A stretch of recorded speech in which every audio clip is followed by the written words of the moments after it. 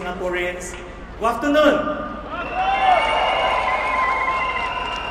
Every country needs to grow its economy. Otherwise, there will be no resources to improve the life of the people.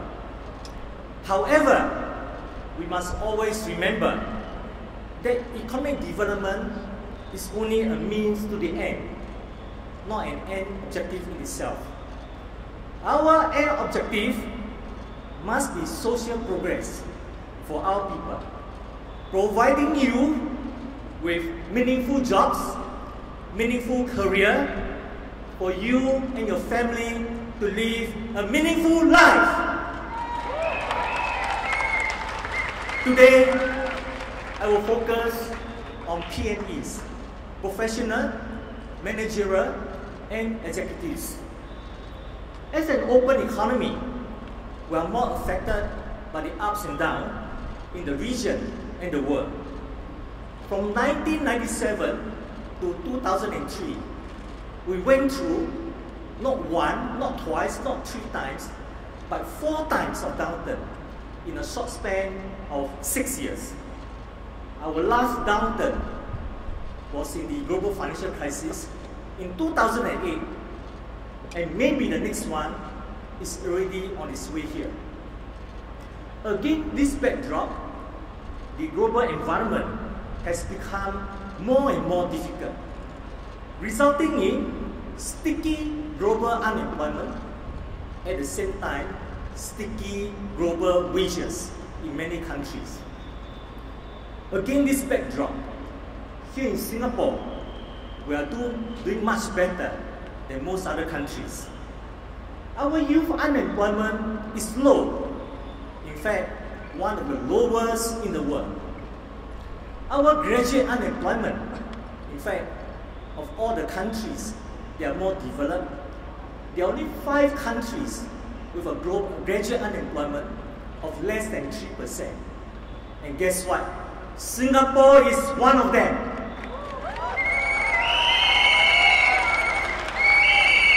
The world is facing a problem of wage stagnation, but not in Singapore. Our median wage of the PMETs has continued to move up in the last 5 years. In nominal term, it went up by more than 35%. In real term, after offsetting for inflation, it went up by 20% in the last 5 years. Isn't that good? Even so, we are still concerned. From the public emails I receive on a regular basis since I came into the Ministry of Manpower about 3 months ago, there are young PMEs who are unable to secure jobs that they want. Why? Because employers say that you do not have the working experience. Mature workers, some of them affected by changes in their business, lost their jobs, they too have problems trying to make mid-career switch. Either they don't have the skill, the expertise, or in some cases, the cut in wages is just way too deep for them to bear. Many also feel the competition from foreign PMETs in Singapore. I feel their frustration and stress.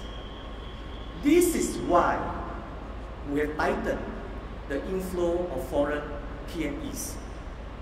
Since our policy announcement in Budget 2010, the annual increase in employment pass and S-pass has dropped by 70%, 70, not 17, but 70%. The drop in the annual increase of employment pass holder was even more drastic, from a high of 30,000 a year to an average of only 1,000 a year in the past 3 years, a drop of more than 90%. These measures to tighten the inflow of foreign PMEs have been effective. Our Singaporean core is holding steady in our workforce. the ratio of local workers to foreign manpower in Singapore today stays stable at 2 to 1. 2/3 local manpower, 1/3 foreign manpower. If we exclude construction, which is the sector of least interest to Singaporeans, the ratio is actually 3 to 1. 3/4 local manpower and 1/4 foreigner.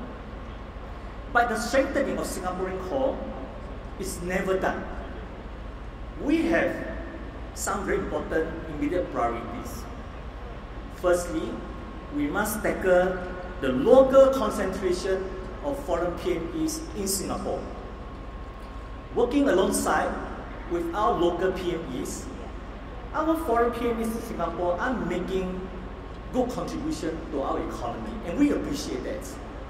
However, local concentration of foreign PMEs is undesirable, be it by locations, by industries, by companies, or by departments within the companies.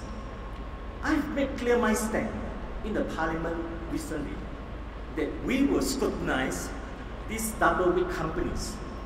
Double weak means weak in their Singaporean core, at the same time weak in their commitment to attract, to nurture our local PMEs.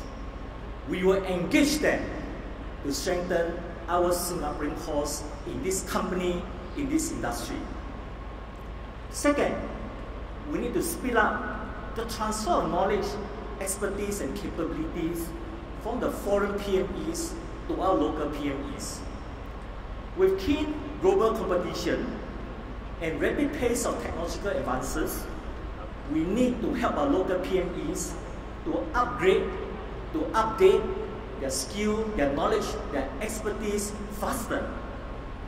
One effective way, not the only way, is through capability transfer, so that our capability in Singapore among our local PMEs can be built up faster, so that our future Singaporean core will be in place to drive the future new economy of Singapore.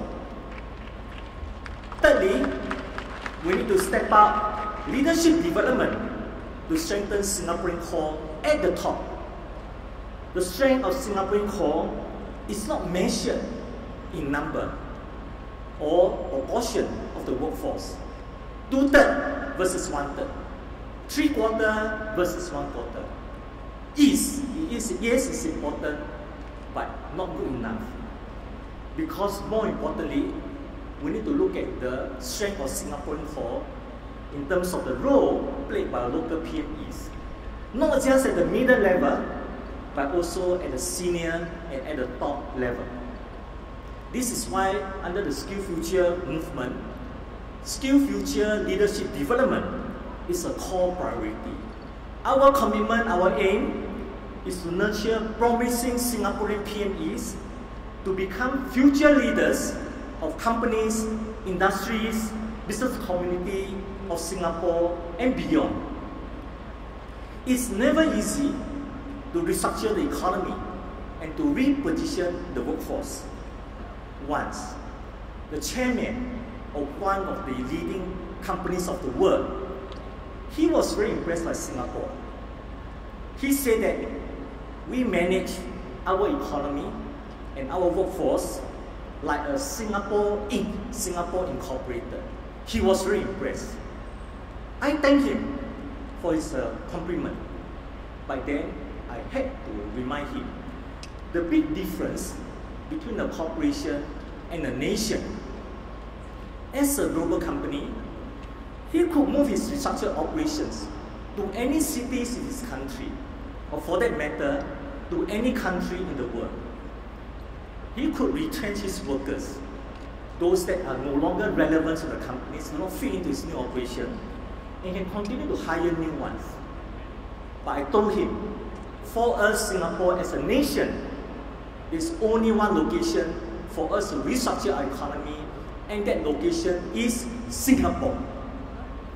At the same time, I also pointed out to him, companies can retrench workers, can hire new ones, but as a country, we will never, there's no such thing as retrenching our own citizens. We will, as a government, as a country, always take care of our people. Because our people are not just workers of companies. They are the brothers, our sisters of Singapore United.